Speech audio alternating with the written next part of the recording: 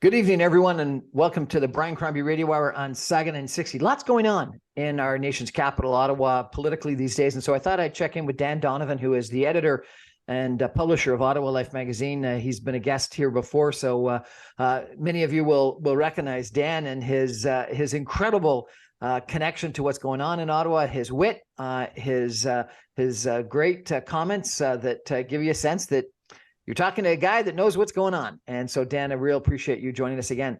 We're going to talk tonight a little bit about China and the whole situation in regards to the election interference issues that have been in the news and Trudeau's response. We're going to talk a little bit about the budget and maybe even touch on the controversy about the ethics commissioner and the appointment of a relative of Dominic LeBlanc in that regard.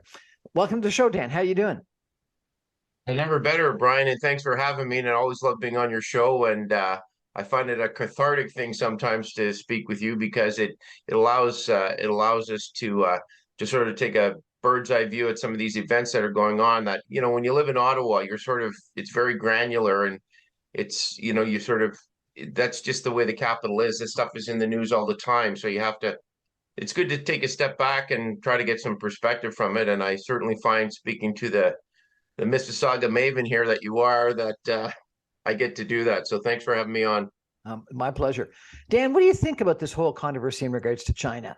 You and I remember a couple of years ago, we're at a big party at the Chinese embassy in Ottawa. Are they trying to influence Canadian politics? How do you think Trudeau's handled this whole situation? What's the former Governor General going to do and find out, do you think? Well, it's a great question, and I would say that there's some complexities to this whole relationship with China and Canada, and I think that's part of the problem is the complexity of the nature of the relationship. We have a large Chinese diaspora in Canada. They're our second largest trading partner. They have a very different system of government from us. Obviously, I mean they have a Marxist state, a communist state, but within that state, as you know, they have this fully on fire free market economy within a very regulated sort of state function. So it's a very different system from us. And even when there's been political strain and stress between the Trudeau government and the Chinese government since 2018 when Meng Wanzhou was arrested. As we talked about on your show a couple of times, I was of the view, like 5 former prime ministers and others, that was a huge mistake, a very big mistake by the Trudeau government. But then the Chinese, of course, detained 2 of our citizens, and the relationship just went south from there. So the political relationship is very fractured and frayed. Interestingly, during that same period, trade and business between China grew by almost a third. Okay, almost a third. So, and then the people to people relationship, I think, is still strong, but I think the perception of Canadians have of China is very negative right now. And I think part of the problem moving forward is that we have to have some sense of balance in how we look at this. Right now in the West, it's very de rigueur to make China the new enemy. The West always needs an enemy, and now the new enemy is going to be China. And as I'm getting around to answering your question, in a circular way, but just as an example, when the Russians invaded Ukraine, which was a horrible thing, and that violent, vicious, awful war, the Western narrative immediately turned to, oh, well, Russia invaded Ukraine, so now, of course, China's going to invade Taiwan, and this became the narrative in the United States and in parts of Europe, not all of Europe, in parts of Europe, became the narrative of a lot of Western security people. It's not true. The Chinese haven't invaded Taiwan for 70 years. They've made it very clear they have no intention of invading Taiwan. There's a 2-China policy. So the point I'm making is there's a lot of tension, and a lot of that tension, frankly, in my view, a lot of that is being driven by the Western narrative. Now, that's not to say that, the Chinese don't have security services. They do. They have them in China and around the world. And I'd also note that the Americans, the British, the French, the Germans, the Turks, the Israelis. All these countries have security services and they have spies. Okay, this happens. And so the issue is our country's responsibility is to protect our democracy and our institutions. So I have no idea if the Chinese are interfering or involved in our elections here or not, or doing things that they probably are. But the point is that that's the job of our democracy to protect us from interference from any foreign state. And this is why when these questions came up, that we there was a need because it happened during the 2020. The claim is that this happened during the 2019 election and the 2021 election. Of course, Mr. Trudeau went from having a big majority to slim minorities. He's only in power because of Jagmeet Singh. So when the question came up about Hang Dong, who's an MP from Toronto Scarborough, and there was another question about Vincent Kay, who's a provincial MPP from Ontario, who both have now stepped out of Hang Dong has stepped out of the Liberal caucus. I would say he's got thrown under the bus, and then Vincent Kay steps aside from the Doug Ford's caucus because of these accusations. But the fact is that the best way to allay concerns about this is to have a public inquiry. Now, there were leaks from CSIS. That's how this all came out. Someone in CSIS, and that's a crime as well, by the way, leaking. If you're a CSIS officer or official and you have security clearances and you're leaking information, that's a criminal offense, and you can be charged. And some of those charges are very serious. But someone leaked the information because they were saying that Mr. Trudeau was briefed about security issues related to China, and he ignored them. And now that same leaker later came out and leaked that this did not put the election in harm's way. It didn't affect the outcome of the election.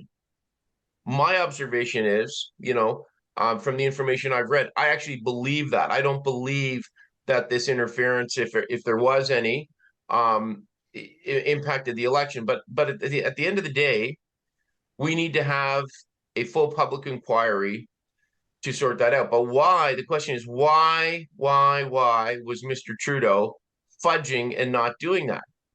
And according to these CSIS officials, it's because he didn't want to disclose information because he knew about some of this interference. And in fact, they're making the claim that in one case, the prime minister was advised in a briefing that one of his candidates should not be allowed to run for parliament because he was some kind of a sieve for Chinese espionage. We don't know if that's true or not. But the main thing to do is to have an inquiry or a parliamentary inquiry that can look into it and have access to all the documents. But Mr. Trudeau, of course, didn't want to do that. He fudged, and it begged the question of, well, why would he be doing that?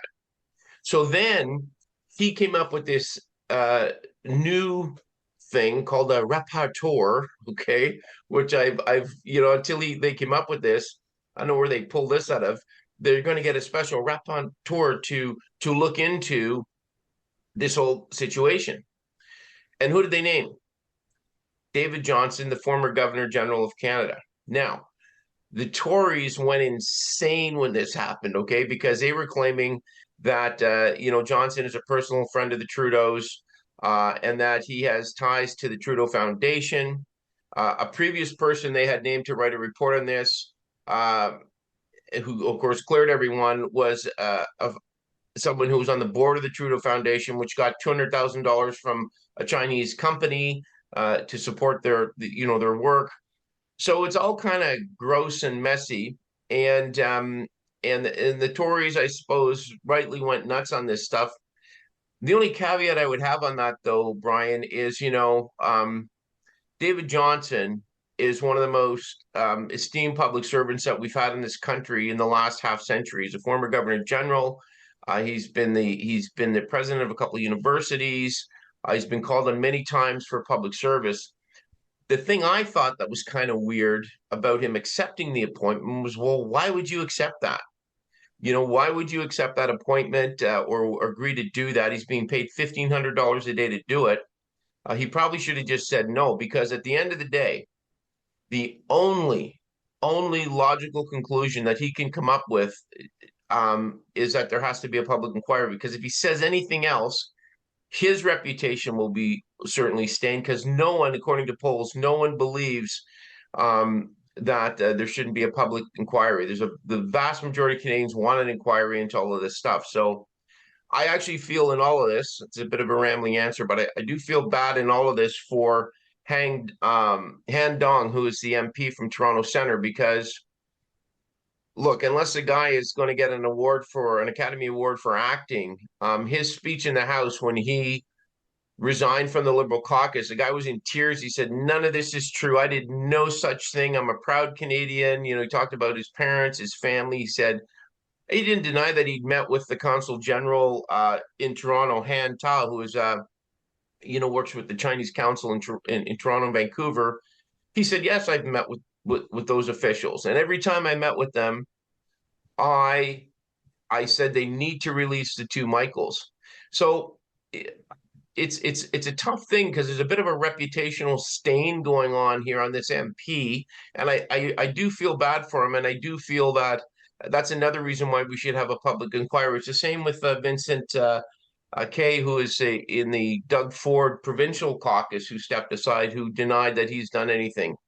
So, and I'll just say on another note, it's very easy in today's social media world and Twitter world to discombobulate things people say. This Chinese thing has been so the political relationship has suffered so much that we really do need a public inquiry to clear the air.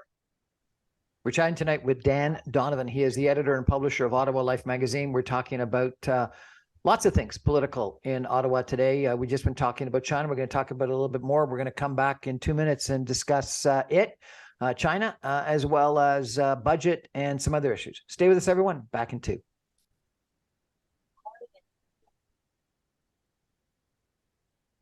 Welcome back, everyone, to the Brian Crombie Radio Hour on Saga 960. We're chatting tonight with Dan Donovan. He is the editor and publisher of Ottawa Life magazine, and I'm really getting a roundup tonight, I hope, of different political issues going on in Ottawa today.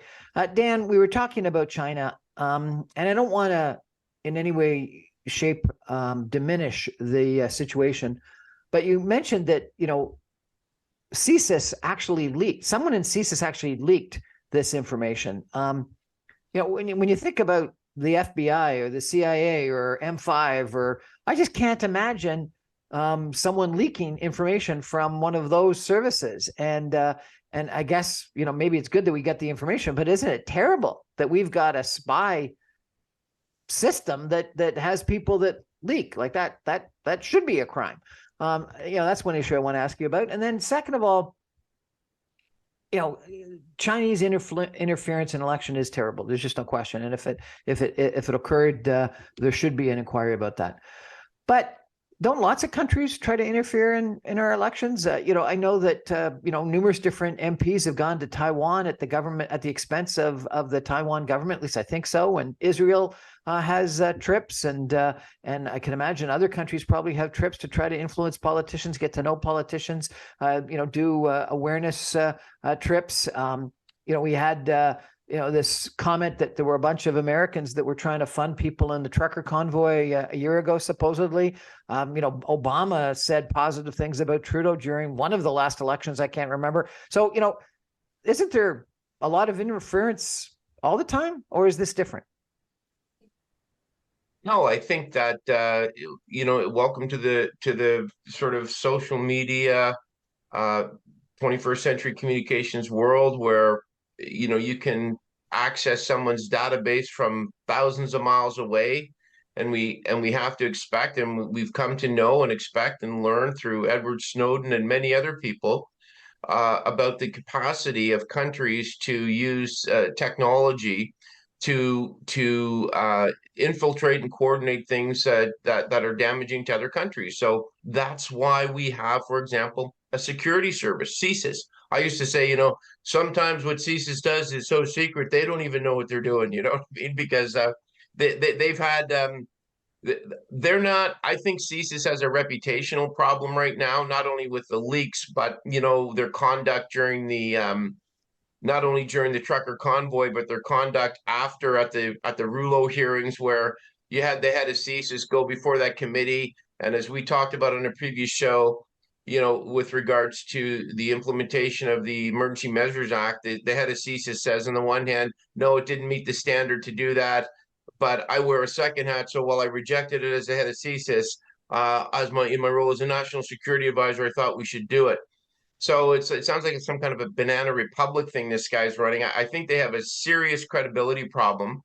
And I just think that they put us in danger now with our other allies, MI6 and the CIA and the French Secret Service and other people that they deal with, because they have this leak. And yes, you're absolutely right, Brian. All countries interfere. The Americans have interfered, as we know. There's a textbook on this on multiple elections in South America and in the Middle East and around the world. The Russians apparently interfered in their American election. So we shouldn't think that we're immune from it. But and just in sort of geopolitics, and I'm not making light of this, and it's not a trite comment when I say, that this is happening. We spend hundreds of millions of dollars a year for CSIS and something called the CSE, the Canadian Security Establishment, which is sort of the technology telecom part that takes care of our national security. But the other reality is that this is happening around the world. And my concern right now is I think the focus and the invective on China and the sort of nasty part of this, I think is getting in the way of us getting a resolution. And I don't know what's driving it. I don't see China as an enemy. I see them maybe as an adversary, but I don't think I think this idea that China is becoming militarized and they want to start invading countries and they're a threat to democracies. I think that's very misguided. And a lot of those briefings and that kind of narrative comes out of our security services. The very security services that maybe they should focus their time on fixing the leak. The other question is, why is Mr. Trudeau not being more transparent on this stuff? That's a serious question that a lot of people have. I think people in his own caucus have. And frankly, when Mr. Biden was here, President Biden, and they were asked, the American press and other press asked Mr. Trudeau about the Chinese interference claim. And what I thought was just downright sort of disgraceful was the way that Mr. Trudeau typically just threw Mr. Dong, his MP, his former MP from Scarborough, under the bus. Just threw this guy under the bus like a discarded Monday morning muffin wrapper. And it was really quite disturbing to see that.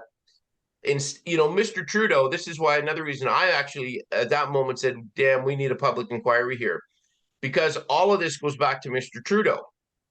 And Mr. Trudeau would know from the briefings from CSIS if Han Dong is innocent or not, if his claim is legitimate. I actually think his claim is legitimate. I think, he didn't deny that he'd met with consular officials from China, and why wouldn't he? He's a Chinese Canadian MP, well, a Chinese diaspora. He has relationships there, and his firm claim was that every time he met with them, he was clamoring for the release of the two Michaels. So just the way, it reminded me of Mr. Trudeau threw him under the bus, just like he threw Cesar Chavez under the bus and Jody Wilson-Raybould under the bus and Jane Philpott under the bus, and anyone that that sort of doesn't bow down to his rule, he just throws under the bus, and it's very disturbing. It's going to be an interesting report. This emergency measures inquiry report. Let's go back to it just for a second. It made government look terrible. And it talked about a democracy deficit between, different departments within the government and different levels of government. Do we have a problem with our political system, our democratic system in Canada today? Well, absolutely, we do, I think, Brian. And I can tell you that I was saying to a colleague earlier this week, was talking about, and I would encourage your listeners to read this article. I think the most accurate uh, article, a brilliant insight, really written on the Canadian political scene and what's going on with their government the last 2 years was actually written several months ago by Tom Mulcair, the former leader of the NDP, who's often, a commentator on other networks. And I'm paraphrasing here, but it's if you Google Tom Mulcair, sort of the absolute breakdown of government or failure of government, it's something like that. But the article is about, and he says, he shows how this Trudeau government is basically inept. They have not been able to manage the very functions of government on a day-to-day basis. Yes, during COVID, they opened the till and they spent like hundreds of billions of dollars to give out money. But he said, when it comes to managing the government operations of government, it's a complete failure, and there seems to be an incompetency across the board that's breathtaking. And we saw that in the full light of day with the Rouleau inquiry, where you had just massive dysfunction in the government, where they couldn't even, first of all, you had the police failure, then you had these trucks in, and then you couldn't get the Justice Department to talk to public security or public works. Everything was bureaucratized. Everything was a meeting, and the problem is, people in government in Ottawa, they think having a meeting is progress. They think having a meeting is doing something. I'll give you another example of that, though. On so many levels, there just seems to be this clog in our system of government to service people and get things done. We have right now, there's a war in the Ukraine. We sent over a small group of Canadian Forces soldiers to train some people in that war in Poland. So to train Ukrainian soldiers, they go to Poland, they get training from some Canadian Forces soldiers. They initially sent 30 soldiers over there. And now I think the contingent's only about 100 soldiers. It's not a big thing, 100 people, okay? The Canadian government and the Canadian Forces, for some reason, could not pay these soldiers for their food when they were there. I'm not making this up. Couldn't pay them for their food. How they didn't have money for their food. They sent them there. Initially, they were eating at a Polish mess hall and cafeteria. These Canadian soldiers were eating at the Polish soldiers' place. But then that ended. So then the Canadian soldiers were on their own. They're commanders in the field. They're commanders in Poland, the chief of the defense staff and others. They hadn't taken care to ensure that these soldiers who were thousands of miles away in Poland had money to buy their meals. So now you've got these Canadian Forces soldiers thousands of miles away from their home and their families, training Ukrainian soldiers. They don't have money to buy their daily meals. So for some of them, they're borrowing money. They're borrowing money from their families back home so they can feed themselves while they're on deployment with the Canadian Forces. And Canadian Forces soldiers, in terms of their pay, it's not like they're making tons of money. They're not the best paid civil servants, right? So their families back here are dealing with inflationary times caused by, I don't believe this. Like, this can't be true. I'm not making this up. Person... This has been reported in the CBC and the National Post and in the Toronto Star. Just Google it, and I'm not making this up. So that's what I said. I said, you can't fix stupid. This is part of your stand-up routine. You're making this up. I swear to God, I'm not making this up. This happened 2 weeks ago, and it was reported in the CBC briefly. It was reported in the National Post. And my only comment when I saw this, because I used to work in government, was, "Are you kidding me? Requisition Treasury Board, pay them cash, and take care of the administrative stuff later." But if you read the comments from the Canadian Forces on this, it's about how they apologize to the soldiers and their families, and we've sent a group over, and we're looking at the financial challenges with this, and we're going to, they said this in January, we're going to send some people over, and we're going to sort out this financial transactions, and we hope that was sorted out. When this was reported in the news? April 2nd. So, and it's because the Canadian Forces families back here started calling the media to say, what the hell is going on? Why can't our soldiers, why are we paying for their food? Now, here's the problem with that. Parallel to that, the debate in the House of Commons is about how is it that the Prime Minister of our country stayed at a $6,000 a night hotel in London during the Queen's funeral. How is it that we can pay for that, yet we can't pay these soldiers for their food? How is it that the Prime Minister has not done anything with 24 Sussex, and now it's full of rodents and it's falling apart, and we're paying $150,000 a year to maintain that so he can live across the street? How is it that we're not paying our soldiers for their food in Poland, and the chief of the defense staff goes and visits Ukraine, and he's over in that area and he doesn't seem to know anything about this? So when we talk about a breakdown in government, and you say you don't believe it, or I agree with you, I was stunned. I wasn't actually stunned, but surprised by it by you, because I was here during the convoy. I saw the Rouleau Commission, which basically said government isn't working. Ask people in your own riding who fly out of Pearson. The airports aren't working. The airport authorities aren't working. The trains aren't working. I mean, we've had this discussion before. We just had Rogers break down. Rogers is regulated by the CRTC. We had Rogers break down for 2 days last year, and millions of people across this country didn't have telecom service for life, right? For their day-to-day jobs, businesses, everything.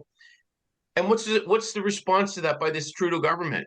Oh, let's allow Rogers to buy Shaw so we can have even more of a monopoly in this country. Before the March break, the CRTC allowed Rogers and TELUS to put up their cell phone bills again. Things in this country aren't working. And this is, one of the things that I encourage your readers to do is let's talk about the budget. Okay, we're going to take a break, though, before we do so, because we got to get some messages in, because we need to actually make our radio station work. We're going to be back in 2 minutes with Dan Donovan talking about the budget. Stay with us, everyone. Back in 2.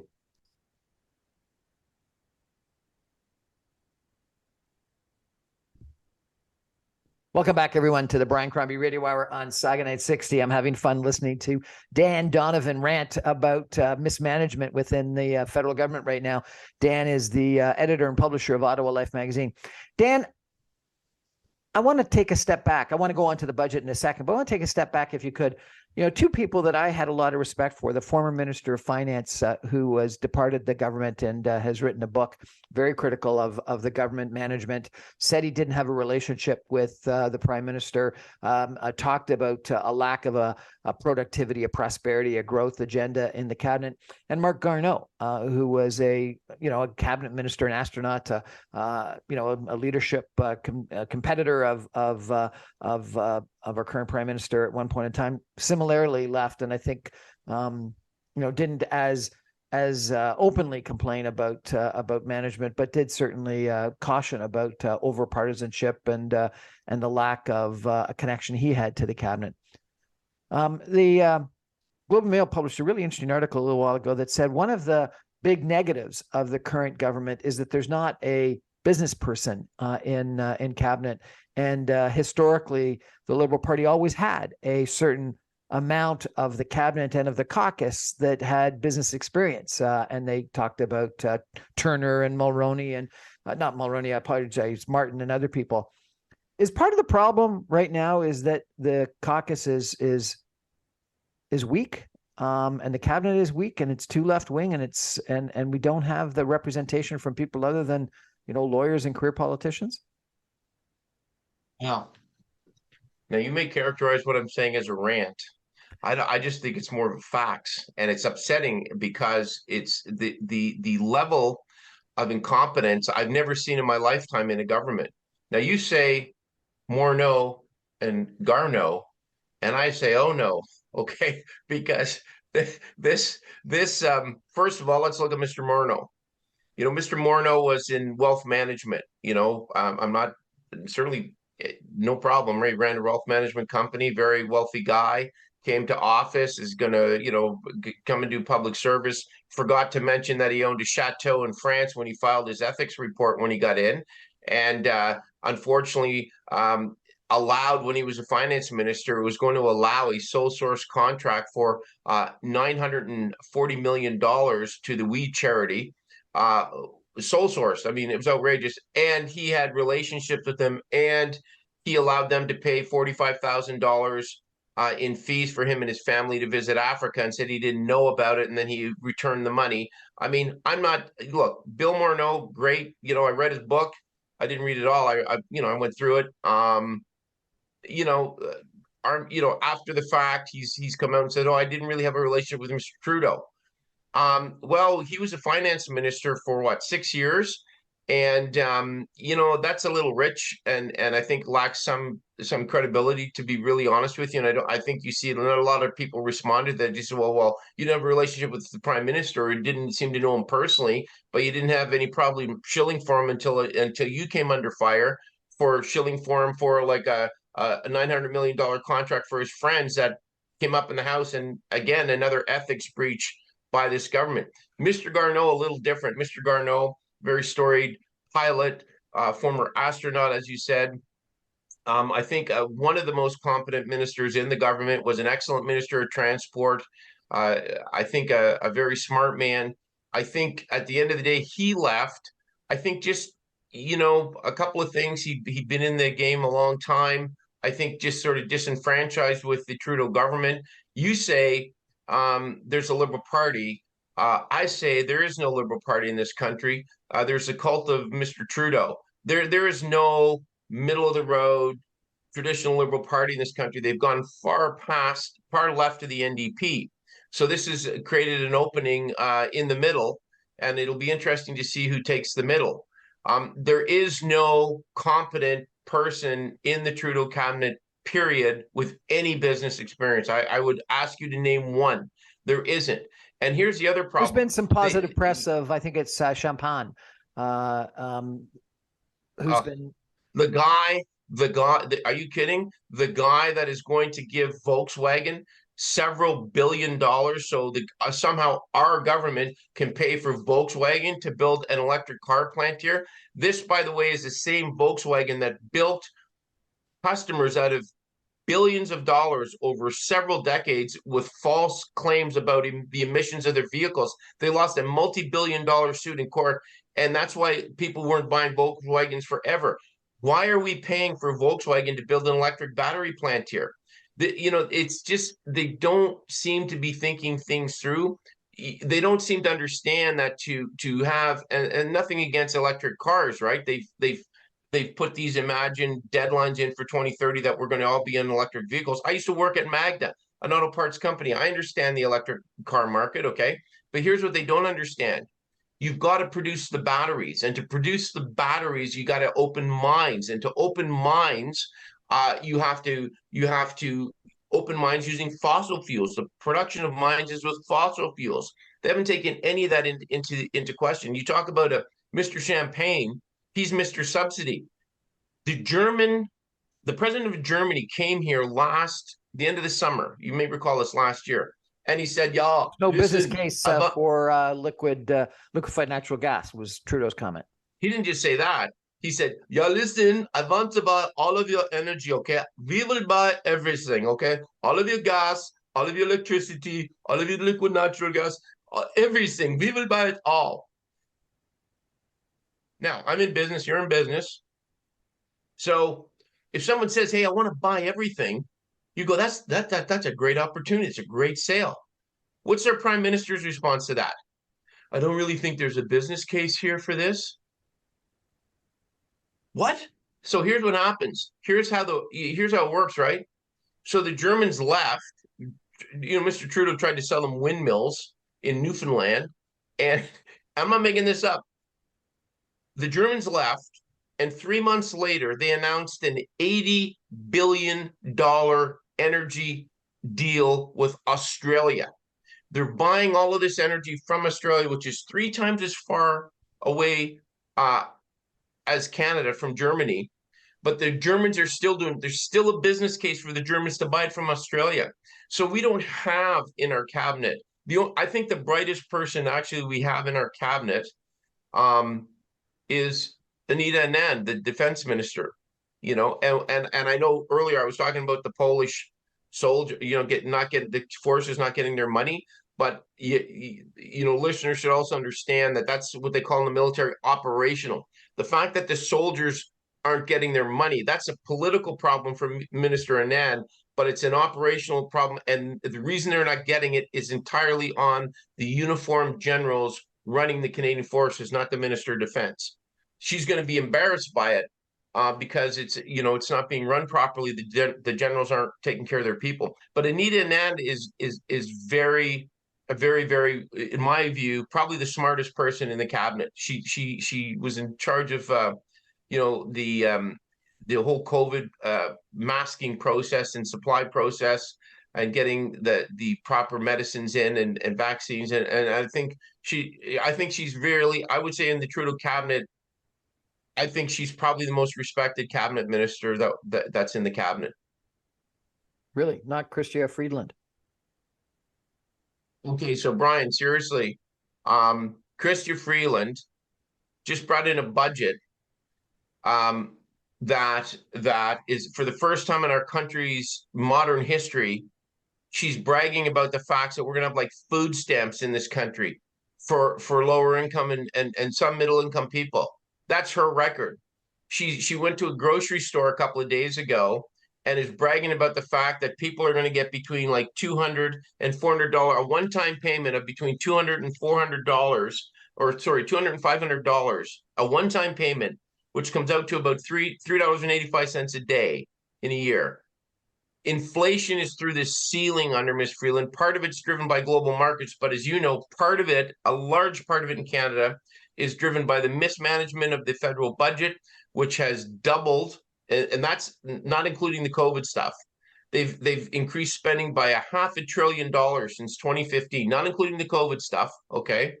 And they've increased the federal public service by a third. So we've gone we've got now 62,000 more federal public servants full-time than we did in 2015. And you have to wonder, well, what are we getting for that? The annual amount of money that the federal government spends that they brought in the budget, it's about $400 billion, okay? So that's their nut. So to try to curb inflation, I mean, you know this, you come from the business and banking and wealth sector, so you understand, if you're trying to cool inflation, what you have to do is you have to cool your spending. Okay, you have to stop spending because spending fuels inflation. So they have a $400 billion nut they're dealing with the deficit, or sorry, in the budget, a $400 billion budget they can spend. And she just went and spent another $60 billion on top of that. And what she should have done, and I'm not just saying this, financial experts across the country have been saying this, academic historians who've studied business in depth for years are saying this. She should have taken the $400 billion and had a net zero budget. So if she got $60 billion in new priorities, find that money out of the $400 billion you have and cut other stuff. But no, there's just a black hole. They're just spending more money and increasing the debt. So we've doubled the public, we've increased the public service by a third. The average salary of a public servant in Ottawa is $125,000 a year. So public servants are doing well, and good on them. Okay, good on them. But now we have Freeland bringing in a budget, and part of her budget measure is to give out food stamps. That's what this money is. It's basically food stamps. It's between $200 and $500 for families. And you know what? On top of that, they've 15 cents now on every liter of gas you buy is going to this carbon tax, which, by the way, is going directly into general revenues. It's not going into some environment fund or climate change fund. All that money is going into general revenues and being spent on everything else. And by the way, and don't take my word for this government has not met not one of its green climate change energy targets since 2015. They have not met one of them. So you have to ask yourself, what's going on? How is it that we can be so taxed and gas is so expensive and we're shutting down our energy sector? We're not taking business from the Germans, and then we're giving out food stamps to our own people. And you have to say, where is the business sense of this government? That's not a rant. Those are all facts. I mean, I would challenge anyone to question me on any of the numbers I just said. So in 1996, Jean Chrétien, the former real Liberal prime minister, he had a massive deficit. He did austerity and cuts for an 18-month period and completely turned things around. And it was the first time in modern history that the Canadian fiscal framework for the federal government had been on track. And then the Canadian economy roared after. We're in recession, and I don't know that we're heading out of it anytime soon. So what's going wrong? Well, we have inflation. We have a problem with a job market where people are leaving them. You know, a lot of people retired during COVID. A lot of people aren't coming back. We have a housing crisis in the country where we don't have enough homes for the people that are looking for them. And then we've allowed, on top of that, we've allowed corporations to come in, these condo builders that are looking in your own world, that there in Toronto, it's the same in Ottawa. How is it that young people today, how is it possible that young people today can be expected to pay, you know, almost half of their salary for their rent? It's $2,200 for a one-bedroom apartment in Ottawa, $2,200 to $2,500 for a one-bedroom apartment in Toronto. And these condos are all owned, they're like investment trusts now. So it's not about people and getting homes and affordability. It's about investments for condo builders and developers so they can make more investment money. And it's so something's really broken. And the people that are suffering, really suffering, are lower income Canadians and people and middle income Canadians. And we're giving them $200 or $400 so they can go buy groceries. That's a one-time payment. And this government's bragging about that. It's insane. I understand the issues. I guess what I'm frustrated with is how has it gotten to this? Why do we have this competency problem? Why is this government cabinet, as you've described it, making so many mistakes and so weak? Why do we have this failure of politics and government? We're going to take a break and come back with some concluding comments in just 2 minutes with Dan Donovan, the editor and publisher of Ottawa Life magazine. Thanks.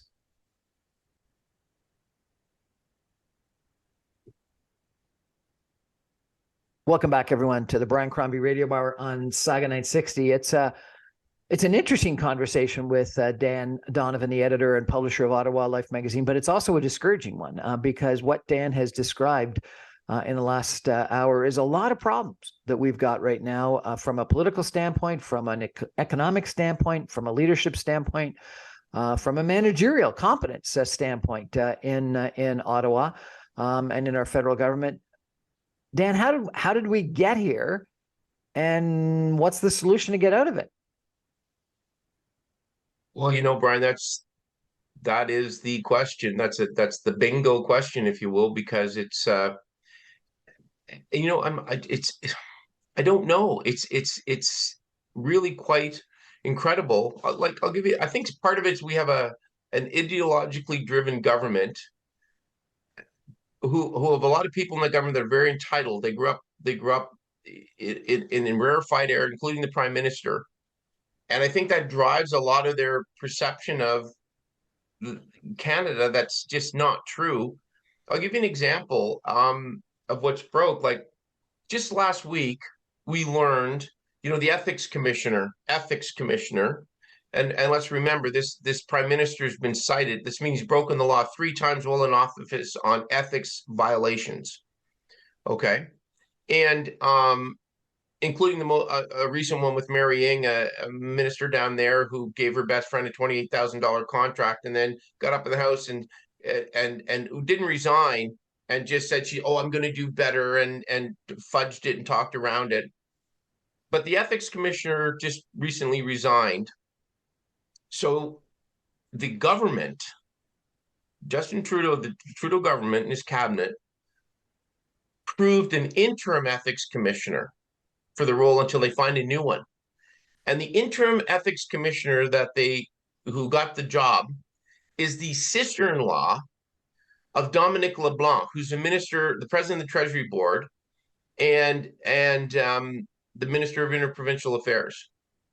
So they named the sister-in-law of Mr. LeBlanc to be the ethics commissioner. Mr. LeBlanc himself was cited for serious ethics violations for trying to give a $3 million contract to his cousin and an Indigenous group on a set-aside contract in New Brunswick like 3 or 4 years ago.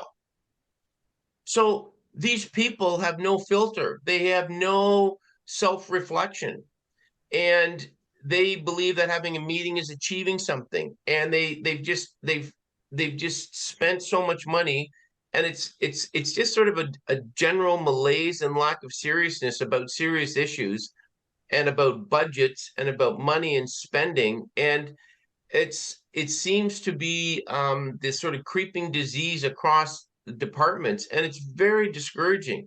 And I think it's why, and now it's seeped down to a point where it's really impacting Canadians in their pocketbooks, because we have such debt because of these people. And what they're seeing, it's one thing if you have debt, or you have a sort of a Keynesian model where you have to go into debt to help us get out of an economic malaise or something. But it's not that. They've just spent money and we have nothing to show for it. We don't have any more infrastructure to show for it. Our telecoms aren't working properly. Our airlines aren't working properly. Our banks are oligopolies. I mean, we've talked about this before. We don't have like an open free market here and competition. There's so much bureaucracy to get anything done. Our housing sector is in crisis. Food prices are in crisis. These are all pocketbook issues. And I think people are just very, very demoralized. And now we're giving people food stamps. So I don't know how we got here. Maybe it's incompetency. It boggles the mind. But I do know this. I've been following Ottawa politics now since our magazine's 26 years old.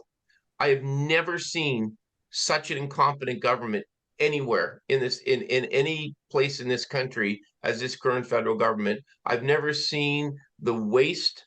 I've never seen the tone deaf attitude of people in government, secretive, and I think now it's impacting people in their pocketbooks, and people need to reflect on that and start to think about, well, what do they really want out of their government? Our healthcare system, that's not working.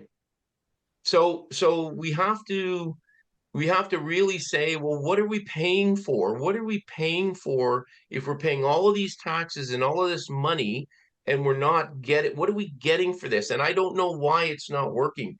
But read that Thomas Mulcair article about the cross-level incompetency that we're seeing in the management of our government systems today. It's quite incredible. Dan, we're out of time, so we're not going to be able to go on and talk about how to solve this problem, which is the more important issue. But the biggest issue in any kind of a problem is knowing that you've got one. And so I think you've done a really good job of identifying a bunch of the issues that we've got. And I do agree that competency is the main issue, and we got to think about how to address that. I really appreciate you joining us today and chatting about all these issues. Only problem is I'm really demoralized right now. And well, listen, it's Easter weekend, so happy Easter. Thanks a lot, Dan. That's our show for tonight, and we're going to have Dan back and talk with some other people about how we solve this problem, because we've done a really good job of identifying the issues, but so far we haven't done a great job of solving them. We're going to get some ideas on that maybe next show. Sounds great. Good night, everybody. Thanks for joining us.